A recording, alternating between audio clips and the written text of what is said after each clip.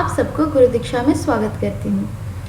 तो कैसे हैं आप? होप आप सब अच्छे होंगे, मज़े कर रहे होंगे और पढ़ाई को सीरियसली ले रहे होंगे। तो वीडियो शुरू करने से पहले प्लीज़ सब्सक्राइब कर लीजिए, बेल आइकन को क्लिक करना ना भूलिएगा ताकि हमारे आने वाले सारे वीडियोस आपको आसानी से मिलता रहे और आपका लर्निंग स्मूथली चलता रहे। तो आज शुरू करते हैं बायोलॉजिकल पैरामीटर्स। आपने हमारे प्रीवियस वीडियो तो देखा ही होगा, हमने केमिकल पैरामीटर्स ख़त्म कर लिए थे और अगर आपने नहीं देखा है तो डिस्क्रिप्शन लिंक में जाके आप देख सकते हैं।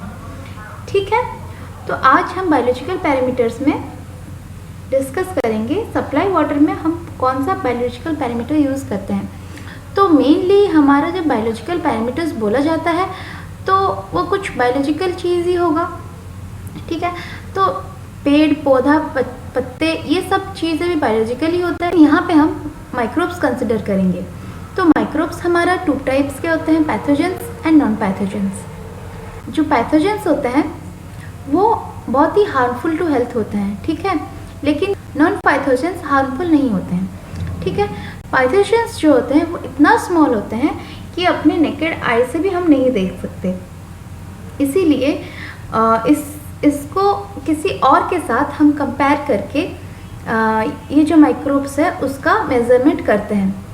ठीक है, लाइक कोलीफॉर्म। और यहाँ पे जो हम कंसिडर करेंगे वो नॉन पैथोजेंस कंसिडर कर रहे हैं। नॉन पैथोजेंस में जो कोलीफॉर्म होता है वो नॉन पैथोजेंस से बड़ा होता है और बिगर साइज भी होता है।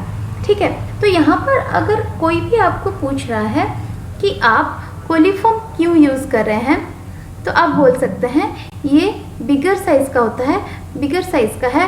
और क्या है फ्रेंड्स, ये बिगर साइज़ के हैं देन पैथोजेंस। ठीक है, और वो सिमिलर कंडीशन में भी ग्रो करते हैं। और क्या होता है, ये क्या होता है, इसका जो लाइफ स्पैन है वो पैथोजन से ज़्यादा है। ठीक है, इसका जो लाइफ स्पैन है वो पैथोजन से हमारा ज़्यादा है, इसीलिए हम इसको यूज़ करेंगे। तो हम क्या कंसिडर कर सकते हैं, अगर कोलीफॉर्म मर जाता है, कोलीफॉर्म अगर प्रेजेंट नहीं है, अगर जो हम कंडीशन दे रहे हैं उसमें अगर कोलीफॉर्म प्रेजेंट नहीं है, मर गया है, इसका मतलब क्या है कि आपका जो पैथोजेंस है वो मर गए होंगे। ठीक है फ्रेंड्स, यही था इसका फंडा।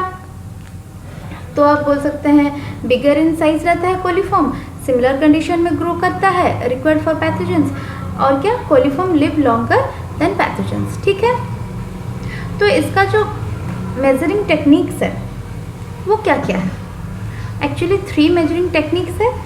एक है आपका स्टेराइल मेम्ब्रेन टेक्निक, दूसरा है आपका एमपीएन टेस्ट जो कि स्टैंडर्ड टेस्ट है, थर्ड वन है आपका कोलीफॉर्म इंडेक्स टेस्ट। ठीक है, ये जो मेम्ब्रेन फिल्टर टेस्ट होता है इसमें क्या होता है, कोलीफॉर्म जो है कोलीफॉर्म कॉलोनीज उसको काउंट करते हैं, और एमपीएन टेक्निक जो है उसमें कितना पॉजिटिव रिजल्ट निकला ट्यूब में वो काउंट करते हैं।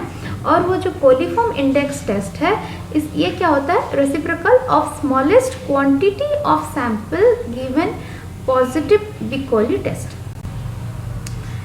इसमें आप एक मेम्ब्रेन लेंगे, ठीक है, ये मेम्ब्रेन के साथ क्या करेंगे, आप वाटर सैंपल पास करेंगे। ठीक है, ये वाटर सैंपल जो है, तो वाटर सैंपल जब पास होगा तो इसके ऊपर आपका कोलीफॉर्म रह गया है। ठीक है, और ये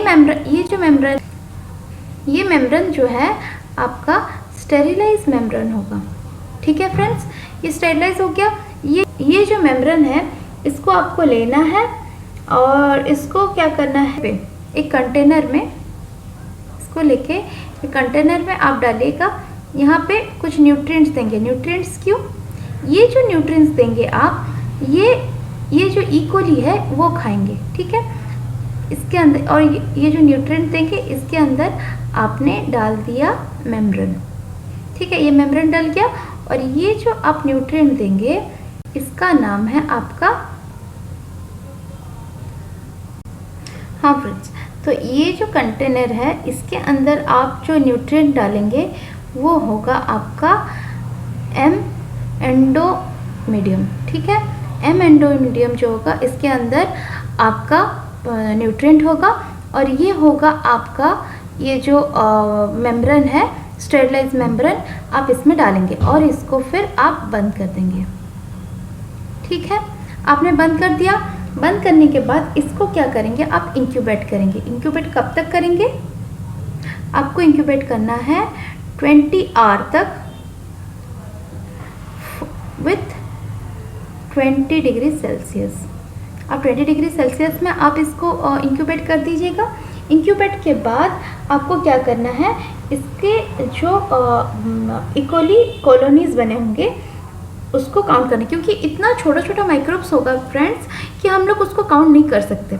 इसीलिए उसको हम नंबर ऑफ इकोली होता है उसको हम बढ़ाते हैं, फिर हम उसको फिर उसके जो कॉलोनीज होता है उसको हम काउंट करते हैं। ठीक है फ्रेंड्स, तो ये हो गया आपका स्टेराइल मेम्ब्रेन टेक्निक। तो फ्रेंड्स आज के लिए इतना ही।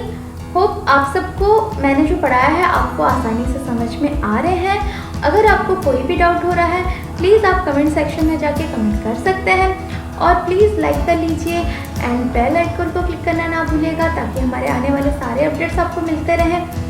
सो टिल देन बाय बाय।